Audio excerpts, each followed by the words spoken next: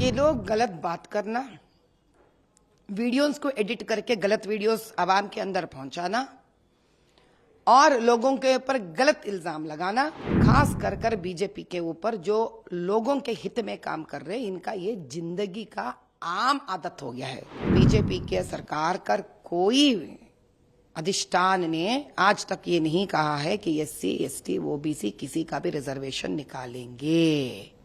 जिस वीडियो को ये लोग एडिट कर कर अपना मनमानी कर रहे हैं, उनके ऊपर केस भी दर्ज करे हैं। अब जल्दी वो लोग बाहर निकलेंगे, उनको कड़ी सी कड़ी सजा होगी। जो हमारे ऊपर ऐसा गलत अफवाह फैला रहे लोग, उनका भी जो एडिट करे हैं और उनको भी जिसने इसका फायदा उठाने की कोशिश करे हैं। एड्रेस करते हुए ये बोला था कि बीजेपी के सरकार पूरे रिजर्वेशंस को खत्म करना चाहता है, कॉन्स्टिट्यूशन को चेंज करना चाहते हैं, इसको आप कैसा देखते हैं? ये लोग गलत बात करना, वीडियोस को एडिट करके गलत वीडियोस आवाम के अंदर पहुंचाना और लोगों के ऊपर गलत इल्जाम लगाना, खास कर कर बीजेपी के ऊपर जो लोगों के हित में काम कर रहे हैं, इनका ये जिंदगी का आम आदत हो गया है, दिन का दिन आदत हो गया इनका। ऐसा कहीं पे भी बीजेपी के सरकार का कोई अधिष्ठान ने आज तक ये नहीं कहा है कि एससी, एसटी, ओबीसी किसी का भी रिजर्वेशन निकालेंगे।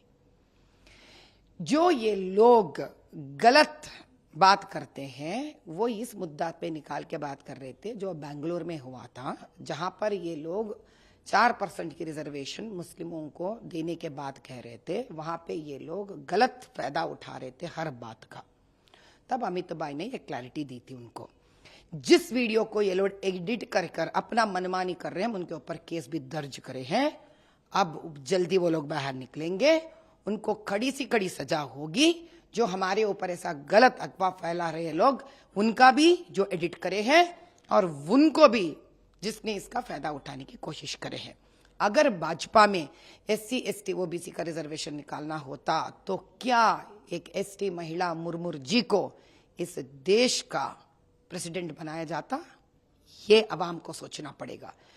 ओवैसी जैसे लोग, कांग्रेस जैसे पार्टियां लोगों में गलत फहमी उठाने के लिए, गलत मैसेज भिजाने के लिए बहुत बहुत प्रयत्न कर रहे हैं। लेकिन अब आवाम को ये जागृत होना पड़ेगा कि जिस देश में 10 सालों से इतना शांति है, जो अमन है, यहाँ पर सबका साथ, सबका विकास, सबका प्रयास, सबका विश्वास लेकर हमारे मोदी भाई और अमित भाई आगे बढ़ रहे हैं, उन पर भरोसा करने पर ही आपकी भी जीवन भाग्य के तरफ और अभिवृद्धि की तरफ जाएगी। Ma'am, Ashutosh Owaisi has also said over the beef controversy issue that's going on. He said that why is there a case being registered? If you want to do anything, you can directly shoot me. How do you see the statement coming on? He is a person who shoots everybody. Nobody would want to shoot anybody. We know our limits. We know our limits. We know legally what is fair, what is unfair. We don't take law into our hand like Asaduddin or AMIM party. These are the people who throw stones, who hit Siyasat editors. These are the people who hit and beat social workers. These are the people who hit and beat the RTI activists. We are not AMIM. We are not Asaduddin.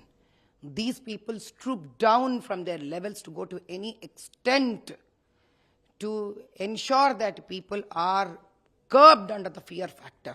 If he is doing a mistake, if he is going against the law, we will lodge a complaint. So if they have lodged a complaint, when I put a tear into the sky, so when they lodged a complaint, doesn't that mean that they want to chop me? Then in that case, what are they trying to do? They're trying to kill me, right?